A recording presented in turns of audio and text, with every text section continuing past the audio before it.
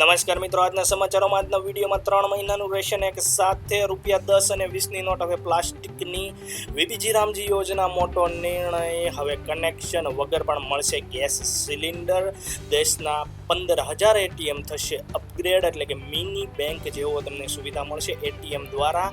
3 system સક્રિય, મોટી આગાહી અને છેલ્લે ગુજરાત સરકાર દ્વારા જમીન માટે મોટો નિર્ણય વગેરે વિશેના સમાચારો વગેરે વિશેની માહિતી આપણે આજના વિડીયોમાં જોવાના છીએ. તો વિડીયો છેલ્લે સુધી જોવો અને જો તમે અમારી આ ચેનલ પર નવા હોય તો ચેનલને જરૂરથી સબસ્ક્રાઇબ કરી નાખજો.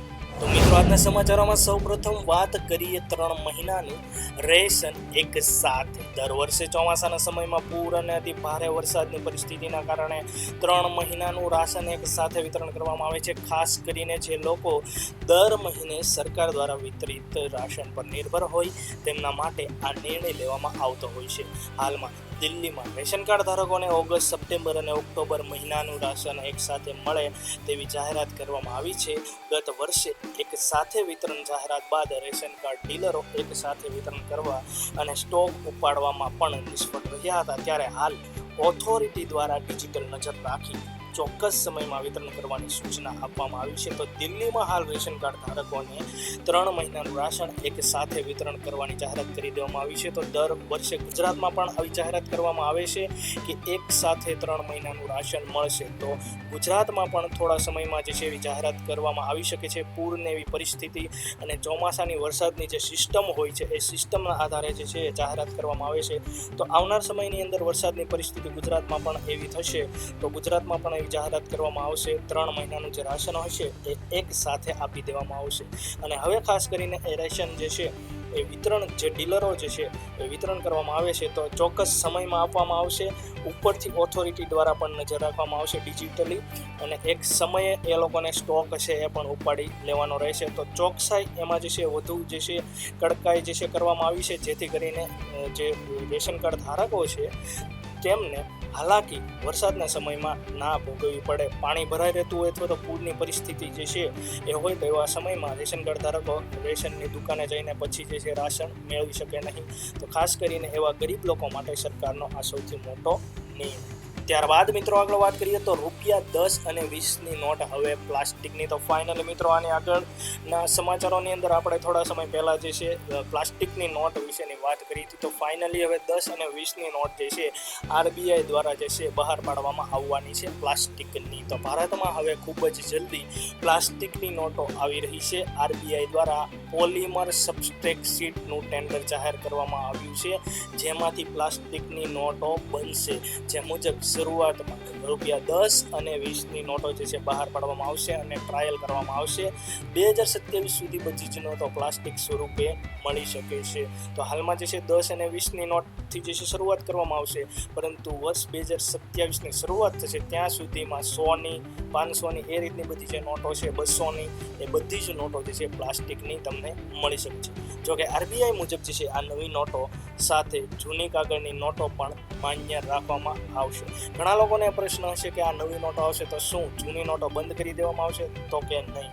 જૂની નોટો બધા લોકો પાસે હશે તો જૂની નોટો જે છે તાત્કાલિક બંધ કરી દેવામાં નહીં આવે. જૂની નોટો જે કાગળની નોટો છે એ પણ ચલણમાં રહેશે, પણ ધીમે ધીમે આ પ્લાસ્ટિકની નોટને જે છે ચલણમાં લાવશે અને સાથે સાથે લોકો કાગળની નોટોનો પણ ઉપયોગ કરી શકશે. તો તાત્કાલિક જે છે કાગળની નોટ જે છે બંધ કરવામાં નહીં આવે, એનું ચલણમાં જે છે એને રાખવામાં આવશે. પરંતુ જે છે આવનાર સમયમાં જે છે ટોટલી જે છે પ્લાસ્ટિકની નોટો જે છે એને ચલણમાં લાવી દેવામાં આવશે, જે ટકાઉ, ફાટે નહીં, કપાય નહીં, પલળે નહીં, જેને જે છે ચલણમાં લાવવામાં આવશે.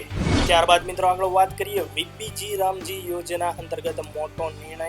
તો મનરેગા યોજનાની જગ્યાએ જે નવી વીબીજી રામજી યોજના લાગુ કરવામાં આવી છે તેના અંતર્ગત એક કેન્દ્ર સરકાર દ્વારા મોટો નિર્ણય લેવામાં આવ્યો છે. કેન્દ્ર સરકાર મુજબ હવે આમ અથવા તો જે છે આમ જનતા અથવા તો ગામના જે લોકો છે એ જ આ યોજના અંતર્ગત જે છે ચાલતા કામ પર ધ્યાન રાખશે, એવો જ છે મોટો નિર્ણય લેવામાં આવ્યો છે. એટલે કે હવે સરકારી અધિકારીની જગ્યાએ ગામનો કોઈ પણ વ્યક્તિને જ હોદ્દો આપવામાં આવશે અને એને જે છે વેતન ચૂકવવામાં આવશે. આ યોજના અંતર્ગત થતા ભ્રષ્ટાચાર અને ગડબડીને રોકવા કેન્દ્ર સરકાર દ્વારા આ નિર્ણય લેવામાં આવ્યો છે. હવે જે ગામનો વ્યક્તિ હશે, ગામના જે લોકો હશે, એ જ કામ પર ધ્યાન રાખશે.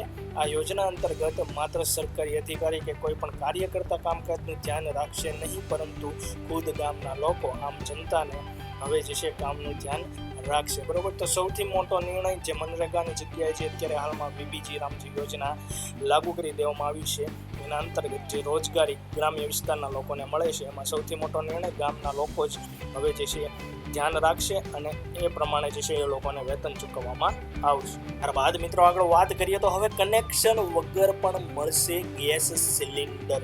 તો હવે ગેસ સિલિન્ડર માટે લાંબો સમય રાહ જોવી, બુકિંગ અને કનેક્શન ન હોય તો પણ માત્ર 10 મિનિટમાં ગેસ સિલિન્ડર તમારા ઘરે પહોંચી જશે. મોબાઈલ એપ વડે ક્વિક કોમર્સ પ્લેટફોર્મના માધ્યમથી, ક્વિક કોમર્સ પ્લેટફોર્મ એટલે કે તમે જે છે 10 મિનિટમાં તમે જે ડિલિવરી એપથી તમે જે ઘર વપરાશની જે વસ્તુઓ મંગાવતા હોય છે, તો એ જે છે ક્વિક કોમર્સ પ્લેટફોર્મ એને કહેવામાં આવે છે. જેમ કે તમારું જે બ્લિંકિટ ને એવું હોય છે, બરોબર, તો એ જે છે ક્વિક કોમર્સ પ્લેટફોર્મ કહેવામાં આવતું હોય છે. તો એના માધ્યમથી, એવા પ્લેટફોર્મના માધ્યમથી ઘણી વસ્તુઓ તમે જે છે ઘરે બેઠા મેળવતા જશો ઘર વપરાશની. તો હવે એલપીજી સિલિન્ડર પણ તમે એવી રીતે મેળવી શકશો. On demand LPG cylinder delivery માટે સ્વિગી, ઇન્સ્ટામાર્ટ અને સરકારી ઓઇલ કંપની HPCL એટલે કે HP ગેસ દ્વારા દેશના ઓન ડિમાન્ડ ગેસ ડિલિવરી શરૂ કરવામાં આવી રહી છે. તો દેશની અંદર ઓન ડિમાન્ડ ગેસ ડિલિવરી જે છે કરવામાં આવી રહી છે.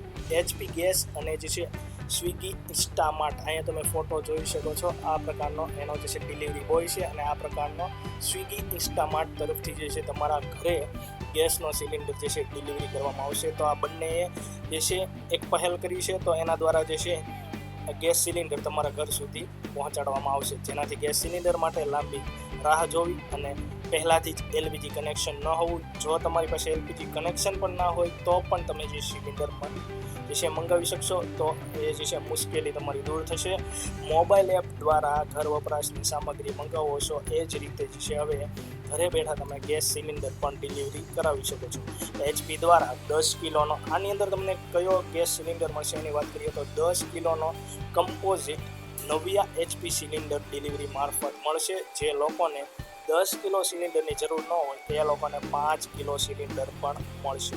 હવે વાત કરીએ નવ્યા HP જે 10 કિલોનો કમ્પોઝિટ, ખાસ કરીને જે કમ્પોઝિટ જે ગેસનો સિલિન્ડર આવશે, અહીંયા તમે ફોટો જોઈ શકો છો, તો એ જે છે હળવો હશે, બરોબર. એનું મટીરિયલ જે હશે એ મેટલ, તમારે જે મેટલનો બાટલો આવે છે એવો નહીં હોય, એ સિલિન્ડર એવો નહીં હોય, પરંતુ એ જે છે હળવો બાટલો હોય છે. પરંતુ આ જે 5 કિલોનો જે સિલિન્ડર આવશે એ તમારે મેટલનો HPનો આવશે, બરોબર. તો એ રીતનો તમને આખું આ જે સિસ્ટમ, નવી સિસ્ટમ જે છે લાગુ કરી દેવામાં આવી છે ડિલિવરી માટેની. હાલ આ સિસ્ટમની મિત્રો વાત કરીએ તો બેંગ્લોરની અંદર ચાલુ છે આ સિસ્ટમ અને હવે જે છે દેશના જુદા જુદા રાજ્યોમાં પણ શરૂ કરી દેવામાં આવશે. ત્યારબાદ મિત્રો આગળ વાત કરીએ તો દેશના 15,000 ATM થશે અપગ્રેડ.